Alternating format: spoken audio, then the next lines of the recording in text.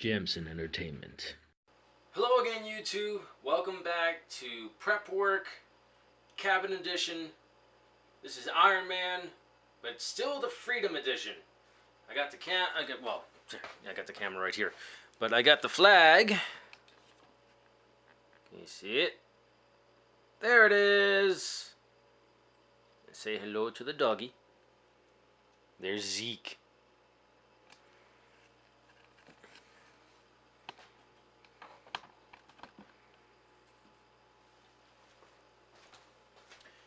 Yes, I've decided to go with Iron Man because I realized it's chronological order. So, really, if you think about it, it should be Captain America, even though it came out a few years after Iron Man, the Incredible Hulk, Thor, then Avengers, then, well, no, it's Iron Man 2, then Avengers, then it's Iron Man 3. I don't know. I'm not doing Iron Man 2 and 3. But after Avengers is Winter Soldier, Dark World, then Age of Ultron. After Age of Ultron is Ant-Man. Also in between there is Guardians of the Galaxy, but they really haven't quite tied that in yet. They did a little bit with Age of Ultron, but they haven't done that yet. And so next is coming up Captain America Civil War, this is all about that. Captain America Civil War, prep work. Iron Man is Tony Stark's origin. You find out that he starts out as a weapons manufacturer slash dealer for the American Army. The movie starts out with him giving a presentation on his new weapon called the Jericho missile. That goes all well, and he gets in a Humvee that he calls the Fun V, and he's on his way back to base, but he gets ambushed by the Iraqi or Afghanistan. I'm not sure which part of the Middle East he's in, but guerrilla warfare attacks him in the Humvees that he's in, and they take him hostage. Now, I didn't say so in the last one, but I did put the spoiler alert in there, so I know each one of these is going to be a spoiler alert, but I'm still going to give you that fair warning. Spoiler alert, you've been warned. So he's taken to this hidden cave area where he finds the unfortunate truth that someone has been selling his weapons to the enemy, to this band of guerrillas who have been terrorizing the area and most likely used it to terrorize other countries. He's put in a makeshift cell with this doctor named, I believe is Yezin. He suffered an injury during the hostage taking, and there's shrapnel trying to get to his heart. And this doctor removes as much shrapnel as he can, and he also comes up with a magnetic device to pull the shrapnel that's left in there that he couldn't get out. And at the moment, it's being powered by a car battery. Tony Stark learns that he's kept alive so he can build the terrorist a Jericho missile. But he has his own plan in mind. What he ends up doing is with the doctor's help, improving on the idea of the magnet pulling the shrapnel away from him. So he takes parts that were supposed to be used for the missile and makes this new battery, magnetic battery that keeps his heart beating, and it keeps the shrapnel out of his heart. And while he's building the missile, he's secretly building the first Iron Man suit with the crude materials and tools that's been left to his demise. Well, the devices. The suit is finally ready, and Yusin's trying to upload the the data to the suit so it can function properly, because Tony wouldn't be able to move. But there's not enough time. Jamsin picks up a rifle and buys Tony more time.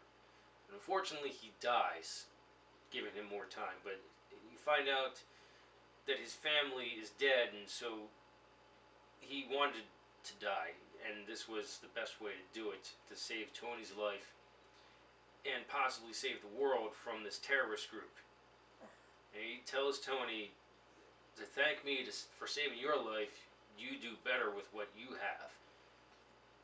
Essentially asking him to give up the weapons manufacturing and dealing. And Tony agrees with him. Tony still has to break out. He blows up the vicinity. All the stuff that was his is blown up, so they can't use it. And he escapes with the one rocket-propelled thrust. He gets him out of that area, and he crashes in the desert. And he gets picked up by his friend in the military, Colonel Rhodes. So he makes it back to America. He's beaten up, obviously, because he's been in captivity. You find out it's been 3 months, and he skips medical attention beyond what was given to him over in the Middle East to first get a cheeseburger and then a press conference to talk about what happened. But he skips right to it and says he's going to stop manufacturing weapons and he's going to focus Stark Industries on other things. He's not quite sure yet. But he realizes he's been given a second chance, and he's going to use that for the betterment of humanity. Now, Stark has a partner in his business. His name is Obadiah, and he doesn't like that at all because he helped his dad, Howard Stark, build the company that is now known as Stark Industries. And he's just going to come back and redo it. Which he's allowed to. I mean, Tony Stark Industries, it's his company. But Obadiah still doesn't like it. Tony comes back around to him and says, you know that arc reactor that's powering the factory? Well, I miniaturized it right here. And Obadiah is a little more relieved because now he knows what the focus of the company is going to be, or at least he knows what Tony wants, but he has his own agenda. Yeah, unfortunately, this guy he's trusted in entire his life, his business, his, another father figure is the bad guy.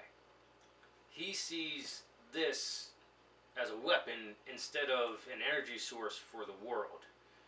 Think of Tony Stark as kind of like the Nikola Tesla of this time period. When he comes back, he wants to give free energy, clean energy to the world. But Obadiah wants to recreate what Tony Stark did for his heart. Unfortunately, the engineers and scientists at the factory have no idea how to do that.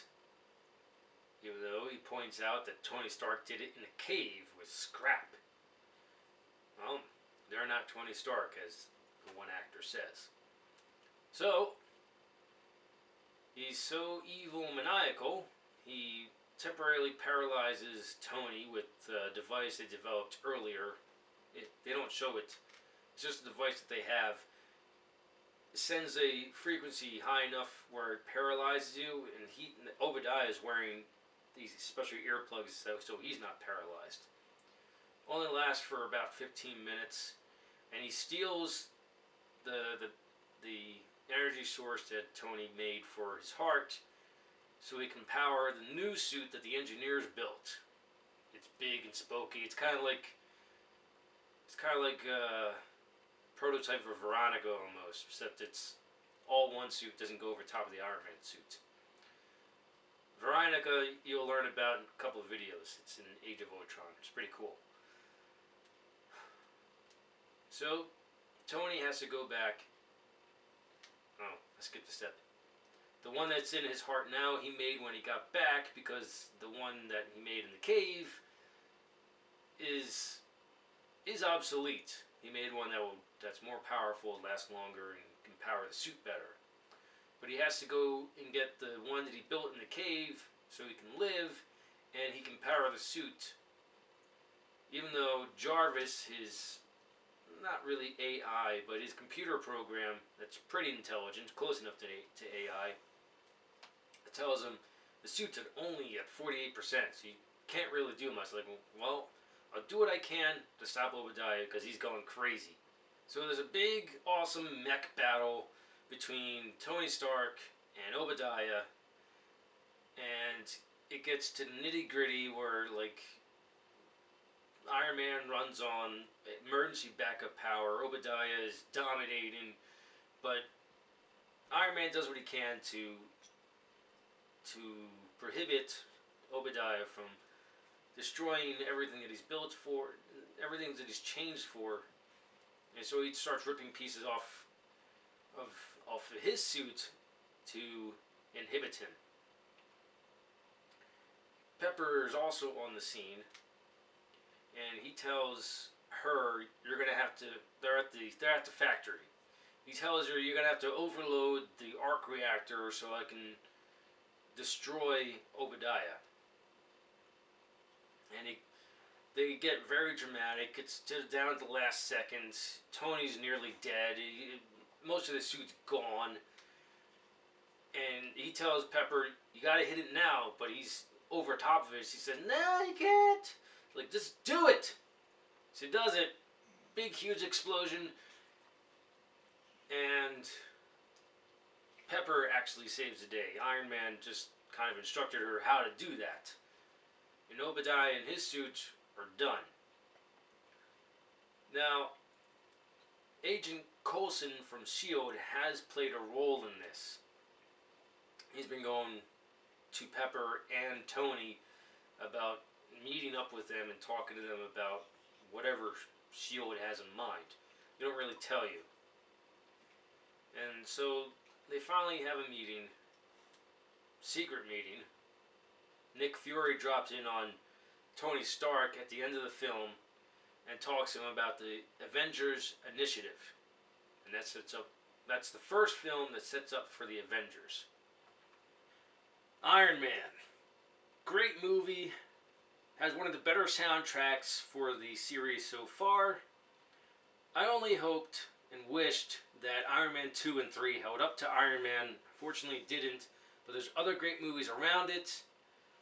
You know, the Captain America movies, Incredible Hulk, Thor, the Avengers, and hopefully soon they'll tie in Guardians of the Galaxy, Ant-Man. I still need to watch that. That's looking better. The more I see about it, the more I learn about it. Can't wait. This is all for Captain America's Civil War. If you like what you saw, like it. If you think other people will like it, share it. If you really liked it, hit the subscribe button. And stay tuned for prep work on Captain America Civil War, Incredible Hulk. Live your imagination.